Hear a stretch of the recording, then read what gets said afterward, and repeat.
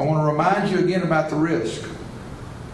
When you send your children to traditional school, your child will come in contact with the coronavirus. And despite that risk, Baldwin County Public Schools are still on schedule to open August 12th. Many parents trying to make that decision. Are they going to send their child back to school or take advantage of the virtual learning program now being offered?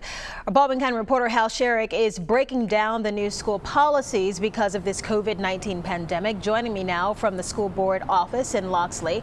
And how there are still a lot of questions, although we are learning more information.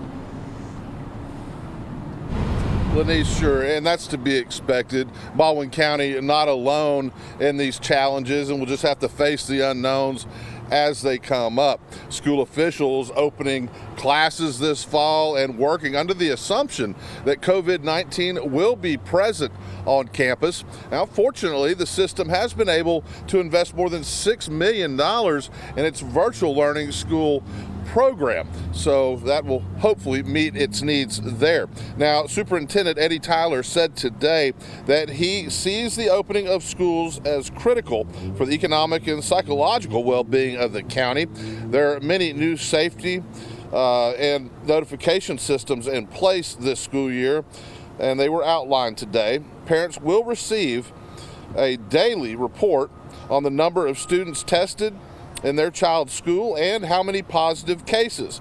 Because of the lag time in testing, that will never be a real-time number. If a student runs a fever, they will have to be fever-free for 72 hours this year before returning to school and will be locked out of the admission system for 3 days.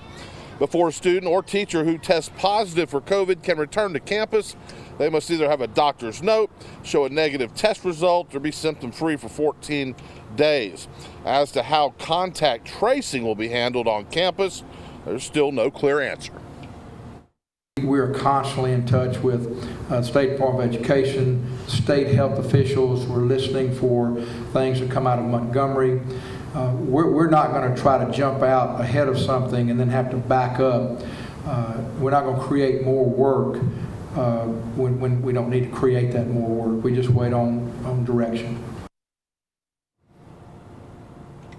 All students who have COVID absences will be excused for those absences. Now, teachers are eligible for up to 80 hours of federal funded leave as it relates to COVID-19. So that's 2 weeks of working days that they'll be eligible for there. Now, while they're doing everything they can, school officials say, to prepare for this pandemic as the school year opens. They say that the chance is very real that your child could come home with COVID-19 or a schoolmate could come home with COVID-19. There's just no getting around it. If you feel the risk is too high for your student, your child, you have until the end of next week, July 31st, to register them in virtual classes. Reporting live in Loxley, Hal Sherrick, Fox 10 News.